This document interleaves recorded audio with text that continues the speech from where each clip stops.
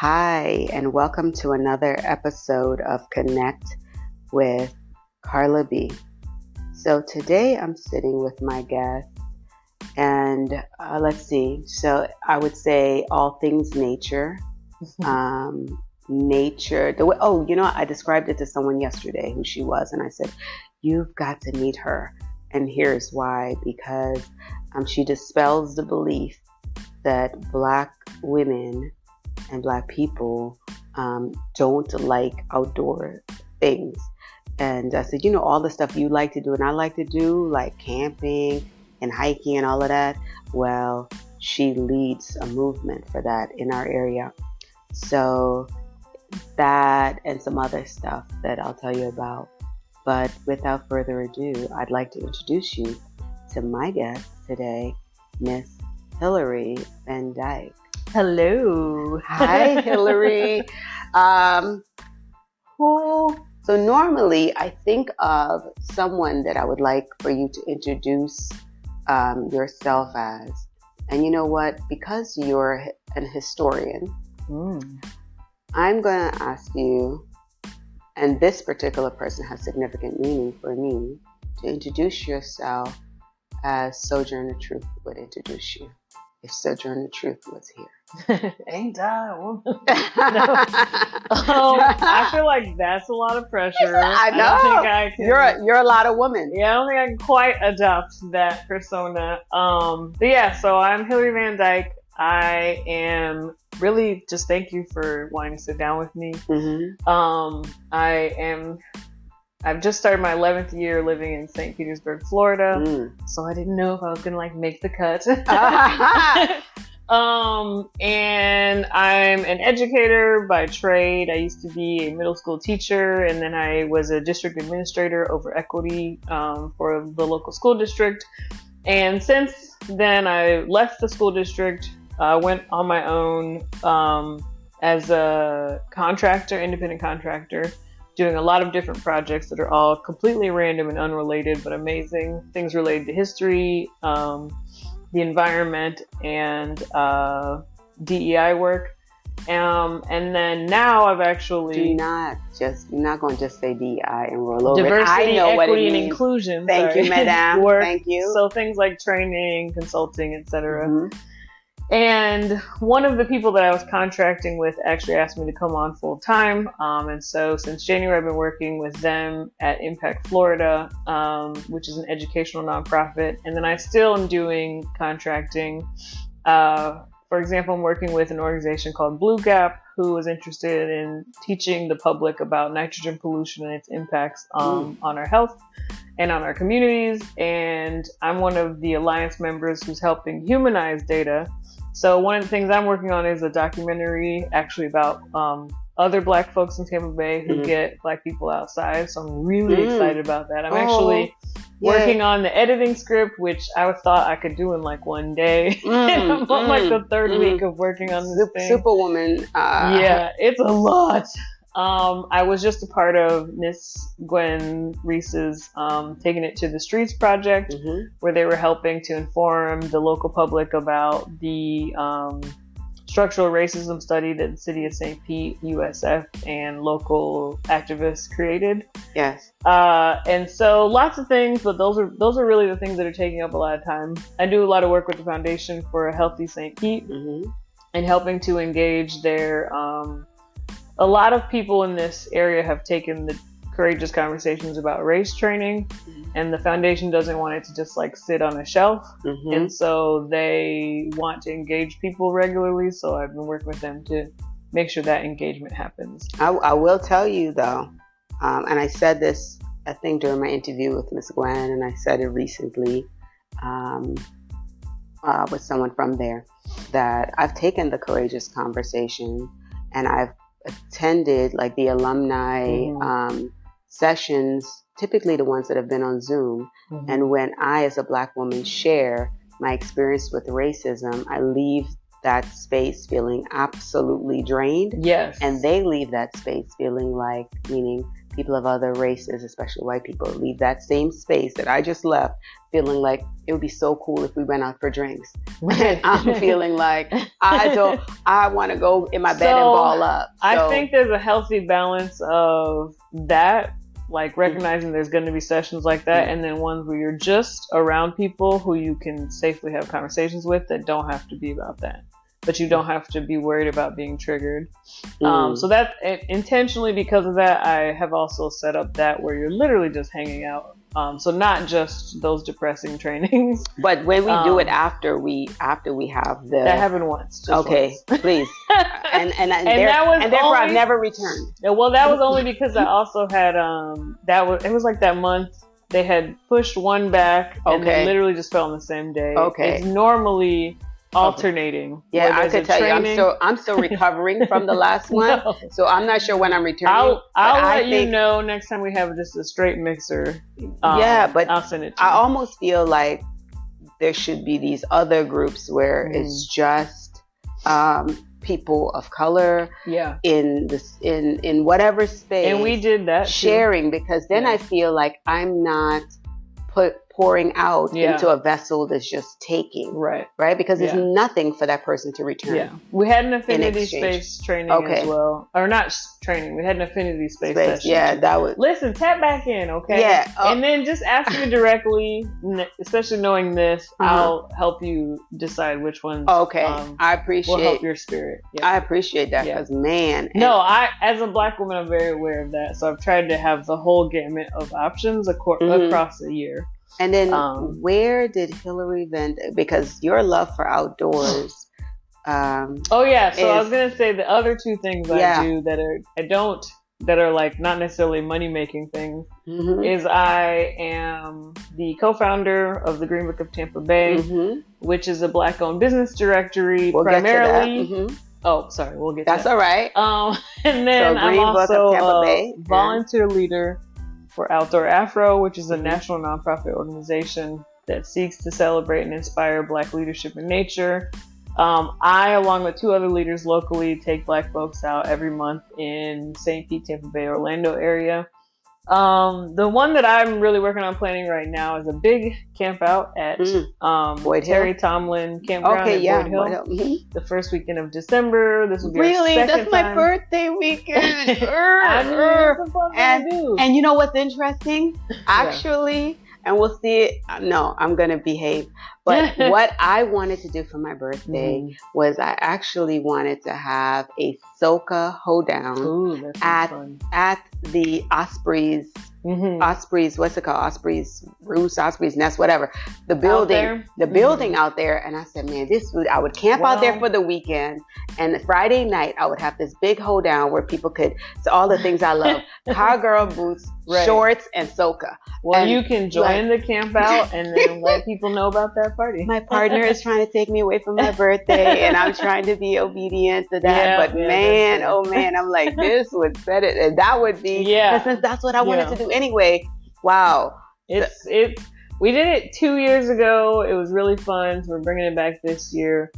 And then I also work with Get Black Outside, which is an organization that brings grassroots Black organizations together, outdoor Black organizations together, and partner with the U.S. Forest Service to do big, giant campouts in the national forest that include snorkeling programs. Oh, wow. I think that I got into the outdoors. I would say, I feel like technically my parents are both outdoorsy people. My mom is from Haiti.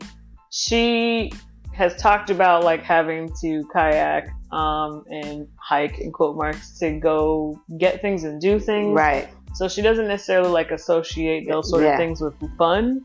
Right. But she loves that like I associate it with fun. Right. And then my dad, so she got remarried when I was 11. And my dad, 6'10" white man, would take us camping pretty regularly. Your dad through your mom's remarriage. Yes. Gotcha. And so he'd take us camping regularly. You said 6'10"? 6'10" white man, yeah. He's a very large man. How tall is your mama? She probably like 5. I knew it. It's always that way. Yeah, it's he's always ginormous. And I never even noticed tall people unless they literally have to be like 6'8" to even like clock anything. And so occasionally I'll be like, how tall are you? And I'm like, I can tell. I only notice like people that are that tall. Oh, wow. But yeah, we'd go camping, and during that, hiking, or canoeing, horseback riding, that kind of thing. And then I really feel like I started to, and I stayed outside. Like as kids, we were outside, right? Like biking. Did you gain siblings through the marriage? Did you gain siblings? Yeah, so I have a younger sister, and then when they got remarried, or when my mom got remarried, another 2 kids came along. So I'm the oldest of 4. Got you. But I feel like my childhood was mostly outside. I think even in middle school, especially, I would say a lot of high school, bike riding, rollerblading outside. I did sports year round in high school, so stayed outside for that. No, I didn't do sports, but everything else you're talking about is my jam. Soccer, everything else is my jam, not just jam, guava jam. Just saying. just saying. But yeah, so we stayed outside, and then even in the sports we did. But I feel like I started to really. So that's me kind of thinking about the fact that historically, you could really call just a lot about how I grew up outside. They're both really into plants. Okay. So my mom's outdoor garden is beautiful. Her flower garden. They have a huge food garden in their backyard, which they kind of started where I lived with them in Elkhart, Indiana. They had a smaller garden. Okay. And then when I started college, they moved to Munster, which is closer to Chicago, but still in Indiana. And now they have this like massive food garden. And I worked for 5 summers during college and then after as a camp counselor in New Hampshire. And I think the ways that I like the outdoors now really started there, where I learned to jet ski really poorly. Did a lot of kayaking, like every break. A lot of the trips we went on were outdoor focused. And then, so I've always known that I love when I was kayaking on that lake. I would just kayak to the middle and just kind of lay down and just chill. So I always had that recognition of the ways that being outside was so calming for me. But I would say as an adult, I was running. I started running a lot, especially when I had gotten married and kind of leading up to the divorce. I really got into running, and a lot of the running I did was trail running. So even there, feeling those benefits of like trying to de-stress from the situation I was in. And then in like 2015, I ran a marathon. Maybe it was 2014. Did you? I did. High five. High five. I do not recommend it. I was about to say, I celebrate you for that and other women. Yeah, but I got really pretty injured at the end of all of it, like at the end of all the training and at the end of the marathon. So I still was kind of like, I still need activity in my life. Right. So what's it going to be? And so that's the version of outdoorsiness you see now really started then. Okay. Because it was like, well, I can't run anymore. So what am I going to do? So now my go-tos are cycling, paddleboarding. Actually, it used to be kayaking, but I have an inflatable paddleboard now, so I'm all about that because it's way easier. Is it? Oh my gosh! Yes. No, no. Do you have one? Trying to remember. No, but I did. On one? Yes, I have, and I kept saying, "Oh, because I'm misbalanced and all this, it would be great for me." And I went to was it Rainbow River? Wiki Wachi, whatever. I think it was Wiki Wachi. So I'm up there, and I had kayaked there before multiple times, and then I decided, no, I want to be on a paddleboard. Yeah. And what do you know? It starts moving me. But I will say, in all honesty, I had just taken my second COVID shot or something the day before, and my friend that I was going with was like, I know you just got your shot. Are you sure you want to go? Me, of course. Yes, let's go. I'm about it. I was feeling like crap. Yeah. There's no reason. So I haven't had a chance. And that was on an inflatable board? No. Why? You're Oh. saying the inflatable is that much better than a hard? No, I thought you were saying it was. No, I was it's just the saying I did paddleboarding the in paddle general. board. I did the paddle boarding. I think But paddleboarding I is a felt lot out of harder. control. Yeah, I felt out of control. I didn't feel like I had the level of control Yeah. for steering that I would have had. So my recommendation for paddleboarding is to take paddleboard lessons before you try to do it. Okay. Because steering is very different in that situation. I mean, I was just going backwards with Yeah. a sincere attempt to go forward. So Yes. enough said. There's a lesson. guy, if you remind me, his name is TJ Driver. Okay. He's like the best paddleboard instructor in the Where? area. St. Pete. He'll take you to Lansing Park. Oh, really? He's Okay. got boards. Yeah, text me his contact. I will. Contact.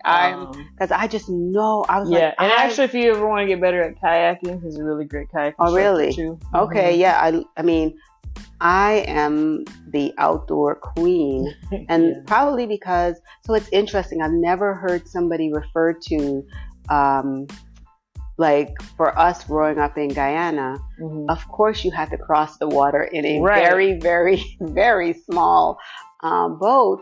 But I never associated that with like kayaking or Right. something. But you're right. Looking at how narrow those canoes Right. were, and you barely had a little seat to It's sit like on. paddling because you have to, not because you want Right, to. right. Did you? So where were you born? Miami. So you were born in Miami, and culturally, in terms of, you said your mom is from Haiti. How much of the Haitian culture have you been able to, as a first generation American, enjoy and participate in? I would say a lot. Okay, because I will say, if I you're ever think by your mom and moving- she has some Jean, I would. Jean. Yes, I Listen. would love. I would love that. So now I know. Are you also a carnival baby? Because I'm a carnival baby. Never been to Carnival. No. Going to Carnival in October in Miami. Very Are you excited. going? I'm going. I used to go every single year and then as the after one thing I that, did for hope myself. To go to like one. You want to go to Trinidad? Somewhere. Yeah. I have Trinidad on my bucket list. My cousin just got back. When did that Toronto? happen? No, some island somewhere. I'll look. Barbados? Maybe. Yeah. So I don't remember. She was Barbados looking has really crop cute. over. Barbados has crop over. Toronto has Caravana. Coming up for Labor Day weekend, it's Labor Day in New York on Eastern Parkway.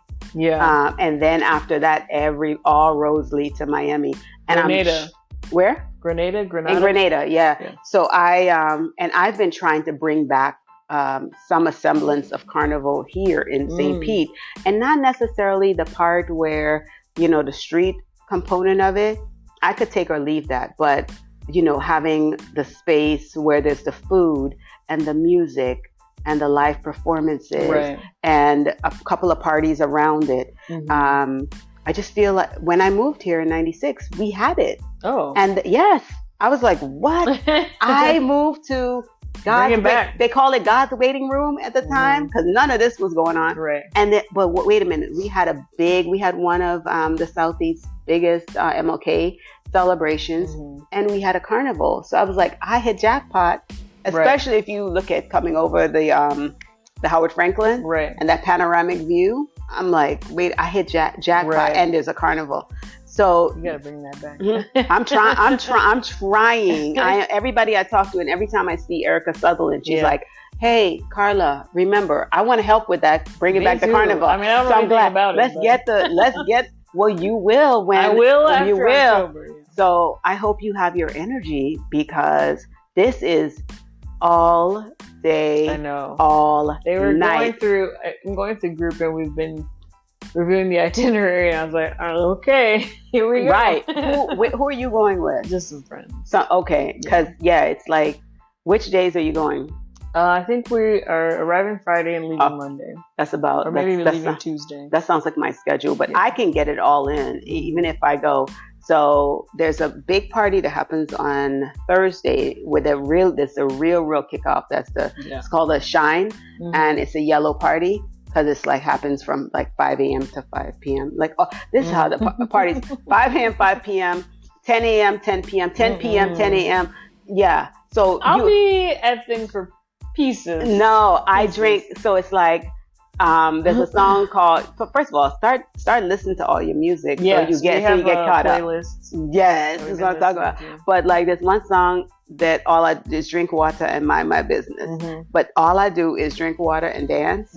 It's a 7-pound weight loss weekend for me. Nice. Because that's all I'm doing is drinking water. Because if you're able to drink alcohol, be in the sun, and party the way I party, then you're my hero. But most people can't. So I'm a water and dance. But it's so filling. And since I opened the gallery, I hadn't been able to go because it's always a second weekend. And the art walk was always the second weekend. Yeah, my friend had posted about it on this Facebook group I'm in, and I side messaged her, and I was like, I mean, I'll go. So, yeah. Because I wanted to go to Carnival, and so my favorite place to visit is Colombia. And in February in Barranquilla, they have a carnival. And so I was wanting to go to that and then talk myself out of it because it was just like clearly not really something tourists can access easily. So then this came up. So I was like, all right, I'll do this one and then I'll try to learn more about Barranquilla. So maybe like 2025. My ultimate is Trinidad. Yeah. Not so even maybe next Brazil. year I'll do Trinidad and then 2025. If you're doing Trinidad, drag me, take me, coach, put me in, but coach. First, let me see how I feel about Miami, and then I'll see if I'm trying to keep doing it. Are you playing? Is your group playing mass? Are y'all? So y'all are jumping. We're in a band. Oh, really? I wonder which one. I'd have to look it up. All I can prepare you with is be prepared. My friend has done the whole thing before. So she's really like our guide. Yeah. So just be prepared to be dressed, ready, and lined up all day. For your 5 minutes across the judging. Where even though you've been out in the sun all day and you've probably only moved 1 mile, now you have to refresh all of your energy to be on level 10 we're in front of the judges. VIP thing, so there's like all the drinks you can do. Yeah. So it's the only way to do it because you're on the road all day. And I wonder which band you're jumping with because some of them, she was with them last year and felt good about it. So. Oh, really? Yeah, so I haven't gotten a chance to go to Carnival since I opened the gallery in 2014. Maybe 2013 might have been my last. But it used to be the thing I would do every year. It was my one mommy thing that I did for myself every year. I'd be like, even on my job, I would say, sorry, I just need to help you understand that this is a weekend, that I do something cultural for myself. And how I would describe it, it's the same way I would describe Carnival here in St. Pete. I would say, hey, if you see me that weekend here at, it used to be at the Vanoy Park on the water.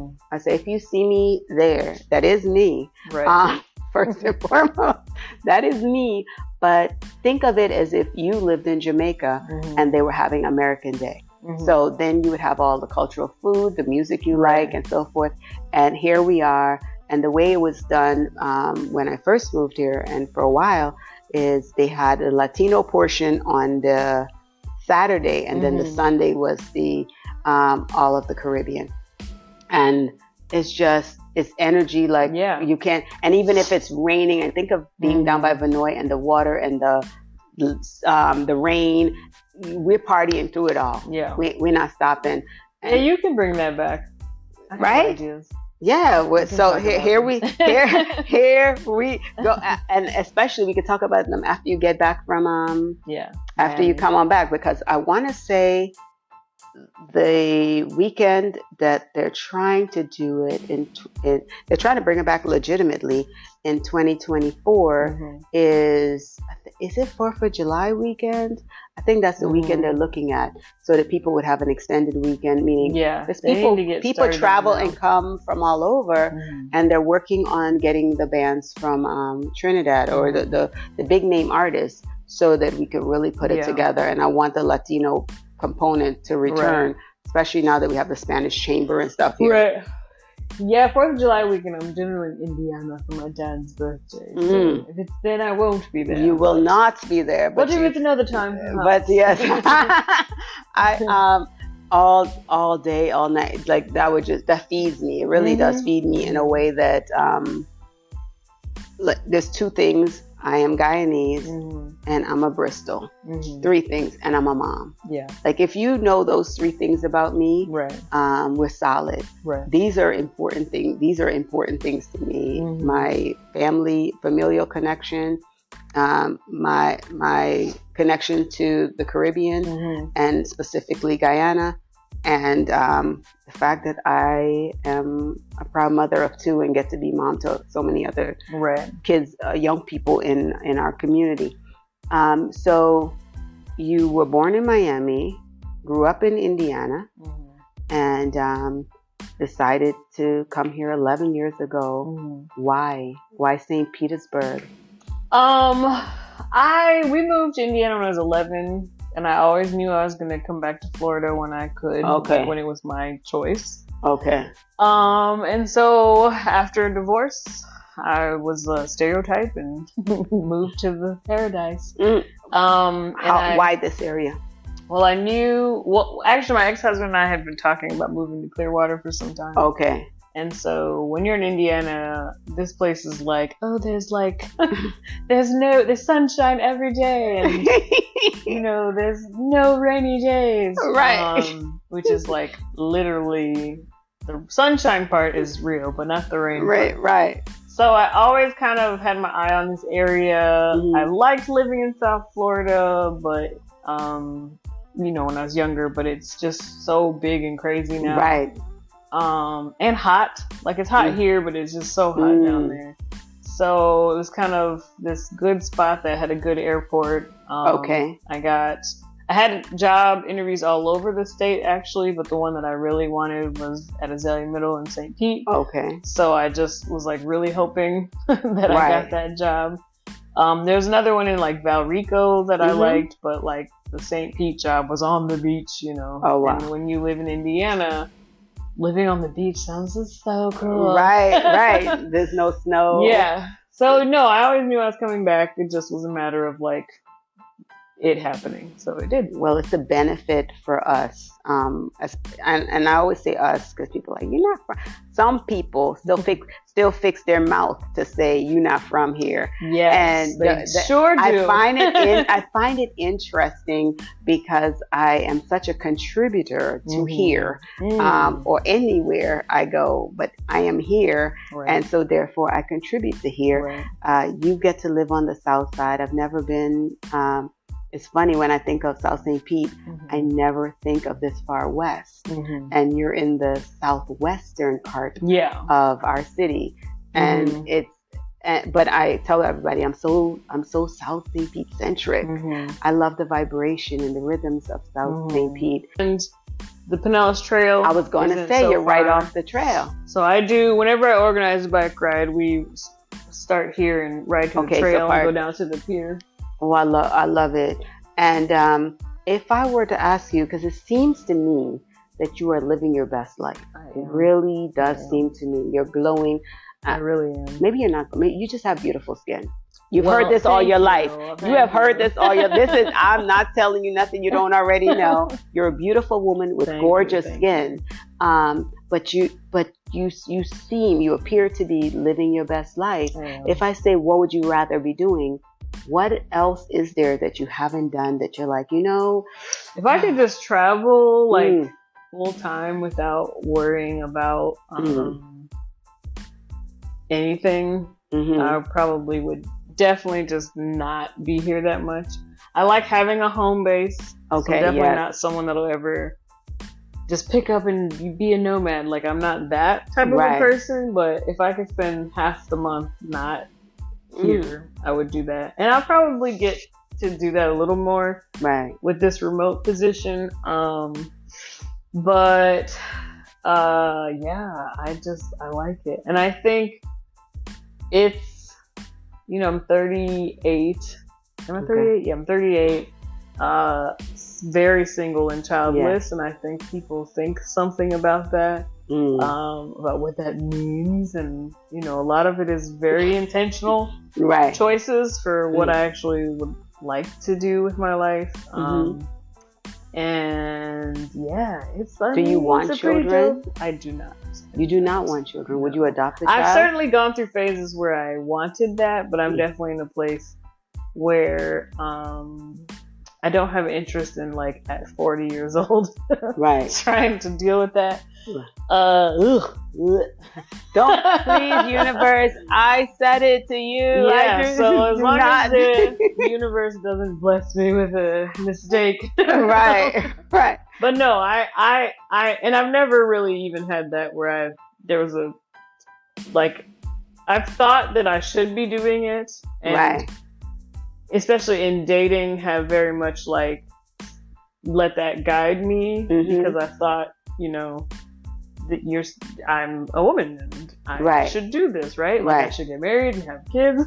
Yes. Because I've gotten married, didn't have kids, but that was a big part of the conversation. But for me, I was like, no. Right. And so but what has happened is, in my older age, being able to accept that at the end of the day, it has more to do with the lack of interest in it than, like, some other things I've tried to convince myself, like, oh, it's just this person. I'm like, no, it doesn't matter what person it is. Talk to me a little bit about the Green Book and what caused you to embark on that endeavor. Yes, so I'm the co-founder of the Green Book of Tampa Bay, which is a Black-owned business directory. You can find literally any sort of business you can imagine, Pinellas and Hillsborough, at greenbooktb.com. We're also on Instagram, Facebook, TikTok. We do not know how to use TikTok. And LinkedIn at greenbooktb. And so that I run with my business partner, who I met at Azalea Middle School. He was a social worker there while I was an English teacher. And we actually didn't meet till my second year there. Well, technically the summer before my second year there. And then literally immediately clicked, became very good friends. And somewhere along the way, we're kind of, like, very frustrated because we were in this school, has this bad reputation, but we, like, loved where we worked. Felt like with all the hard work we're doing as a school to try to, like, make things better and more equitable for students, there's still just all this stuff outside of the school's control that, like, no matter what we do is going to keep coming into the school building. And so for us, the thought was maybe we could have some kind of impact on what's happening outside of the school. So we were involved in all kinds of things. Joined civic organizations, did this, did that. Nothing really quite fit or really felt right.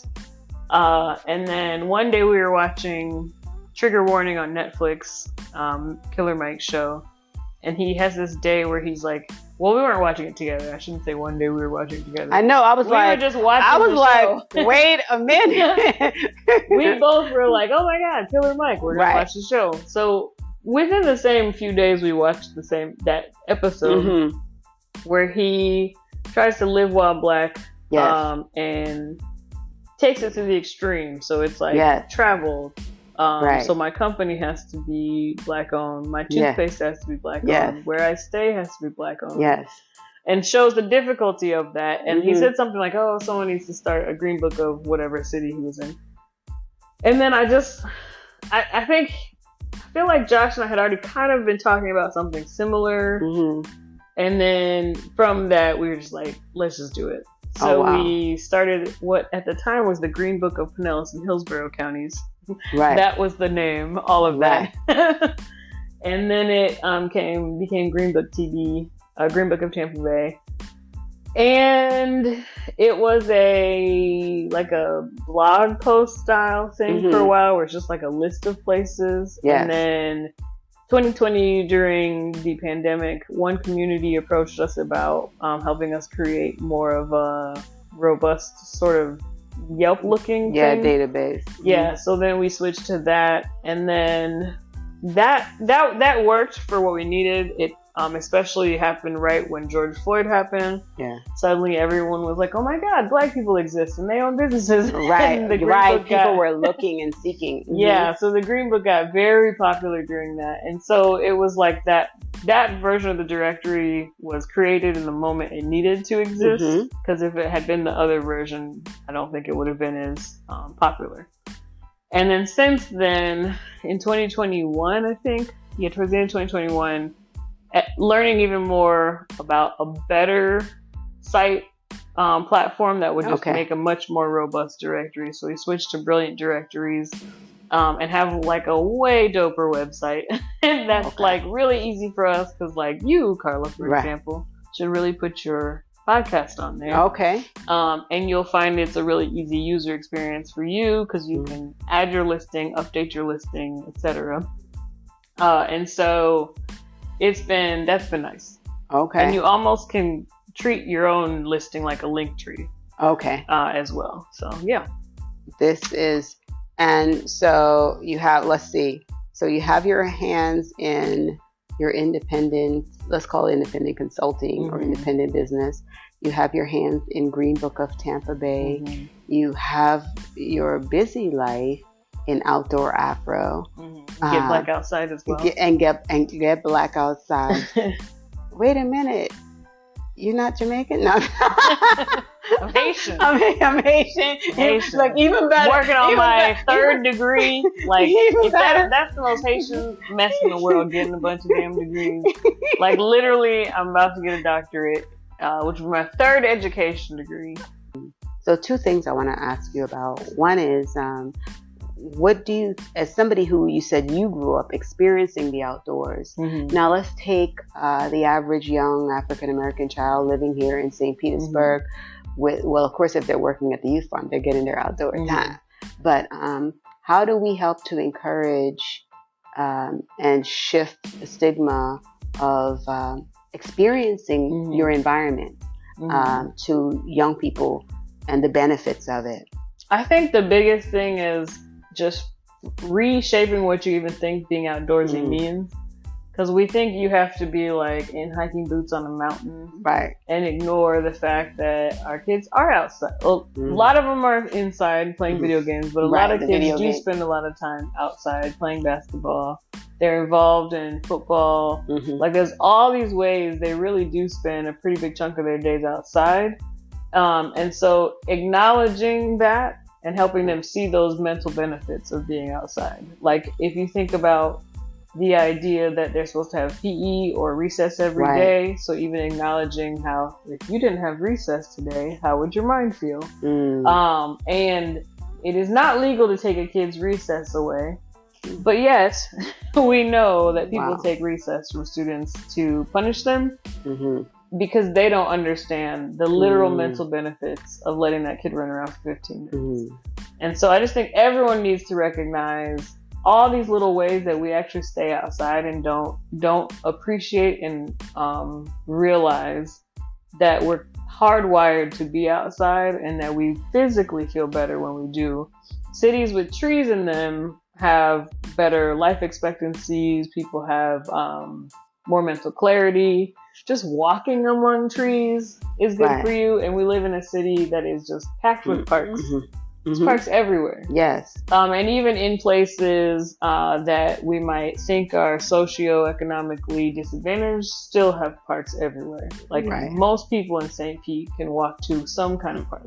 Shout out to Mike Jeffries. Yeah, maybe it's not a huge park, but you can generally walk to a park somewhere. We're also in a city that a lot of those parks have outdoor gym equipment. So you also have access to free working out. That was one of the things that blew me away.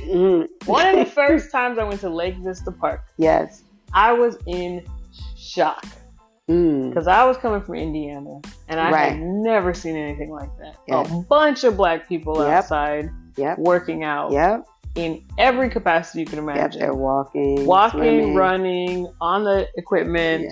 At the tennis courts.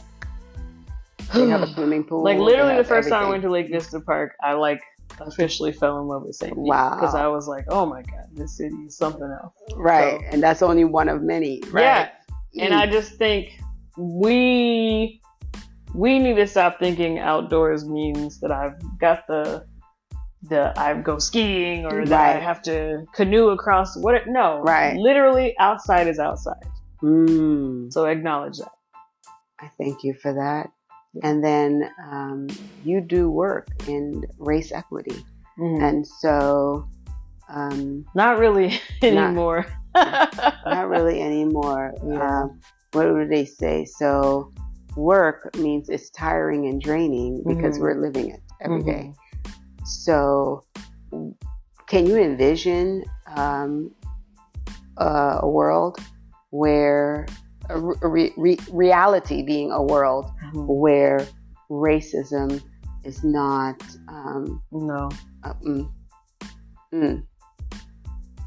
I mean, literally all of the legislation that's happening is very particularly targeted at making sure that it remains. And so, it's always going to be this many steps forward, this many steps back. I know, but it's like they're running back. Yeah. And so, but what I have come to realize and recognize is I can't keep carrying that whole weight on my shoulders, which I used to do. So that is the biggest thing, is recognizing I'm going to do what I can do in the places I can control or at least impact, but recognize that the rest of it isn't on me, which is really hard for me because I want to just fix everything, but I had to let that go because especially working with the school district, like that was my identity, was that work and that job. And so in leaving that, I've done a lot of work to make sure I'm not wrapping my identity around work, and particularly work that's like invested in keeping me not well. So, I want to say thank you for taking time to sit with me and for being open and sharing. And but what thing do you like to do? Like, what is something you do to have the most fun? Travel. We keep coming back to that. I miss. What would I say? Have passport. We'll travel. Yes, have passport. Stay traveling. I'm going to Turks and Caicos this weekend. Are you? I haven't been to Turks and Caicos. Just recently got back from Alaska, which obviously did not require a passport, but was amazing. Really, I haven't been to Egypt Alaska in May, which was ridiculous. Girl, get me on the travel. Are you just on some travel sites where you're like? Sometimes tours, teach your sometimes sister. me. Teach your sister then. No, I'm about that life. Because I'm overdue for some. I keep saying maybe before the end of the year I'll go to Guyana, but I've too long without travel. Let's just say that too long without travel. And it's easy for me too, without it's just me. So that makes it a whole lot easier to do. Facts. These are facts. Yeah. So we hope that you connect with both the... Oh, wait, real quick. Do you remember how we first connected? How did you first meet me? I feel like I met you at your shop. Okay, you think it was at the gallery? My most thing that I can remember is in... Because I know by the time Green Book existed, we already knew you existed. Yes. I don't know if you remember, those light covers all come from your shop. They do. Look at that. Yeah. Like all the light covers in my whole house. Yes.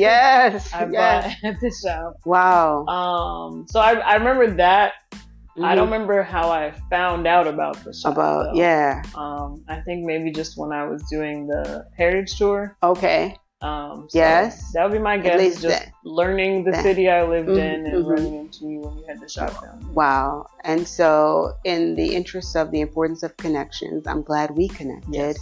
And I'm inviting people to connect with you. Like I said just yesterday, I was talking about you and how this woman, her name is Stacy McKnight, that she needs to connect with you to get her, because she's already outdoors all the time. So this will be her tribe. She needs to connect with her tribe. Oh, I love your King sandals too. I'm ready. I see you. I stay ready. I stay in these. I have those are my these are so comfortable. And but we're hopeful we're leaving folks with a few bits and bites to chew on. And you can find me on Instagram, Adventure, the letter N, Wine. So Adventure N Wine, all my travels and go. And then of course the Green Book, Tampa Bay. Green Book and TV. then never hesitate to touch base with me and I'll help you find Hillary anytime you need to. Cool. Thank you and enjoy.